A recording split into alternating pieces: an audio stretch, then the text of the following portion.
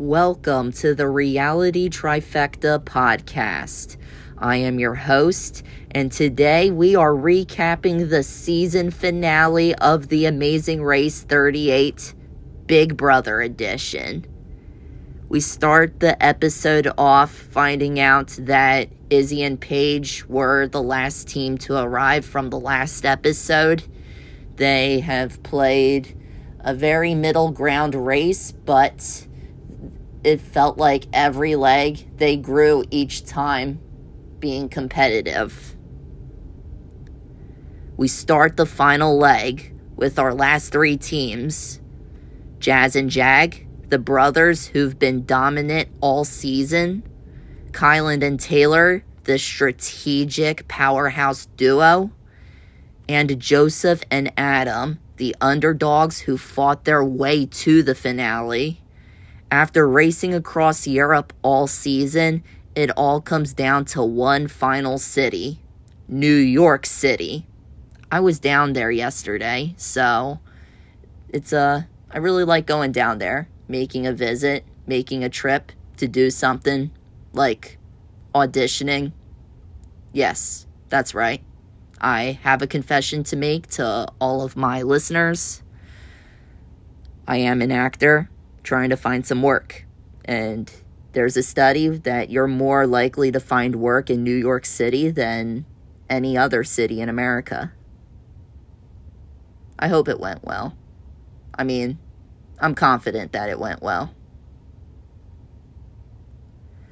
So, let's get back into this podcast.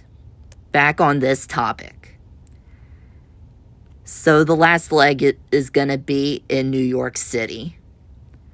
The teams fly from Paris to New York with limited cash. And right out of the gate, the race reminds them there's no easing into the finale. Their first task is to head up to the Empire State Building and rappel down the side of it from the 103rd floor to the 90th floor. No room for hesitation here. Everyone completes the rappel, but the pressure is on immediately. One mistake, one delay, and it can cost them $1 million. Then the next stop brings us the episode title, 1 Million Cookies. Teams headed to a Pisces bakery. I don't know how to pronounce that. It's a Pisces. I might find that place the next time I ever go up to New York. But anyway, they go to that place where they pick up a package of cookies. And yes, this is The Amazing Race. So those cookies aren't just dessert. They deliver them to Cookie Monster at Sesame Street Workshop, where none other than Oscar the Grouch hands them their next clue, which I thought was very funny. It's classic Amazing Race, though. It's ridiculous, wholesome, and surreal. And it gives us a brief moment of levity before things get intense. From Sesame Street, teams race into Manhattan's Garment District for one of the most physically demanding tasks of the finale. At Spandex House, teams must locate 16 specific bolts of fabric, load them onto carts, and haul everything through busy city streets to the Fashion Institute of Technology. Really, really big school, I hear, in New York.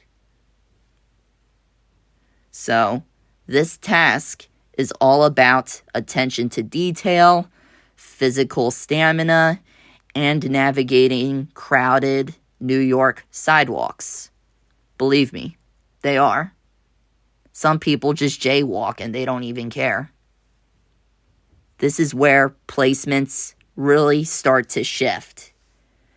Missed fabric, wrong colors, or slow navigation could completely derail a team.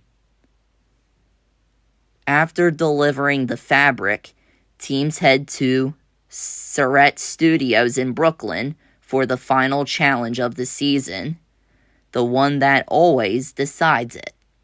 A season-long memory crossword puzzle. Every answer is pulled from earlier legs of the race.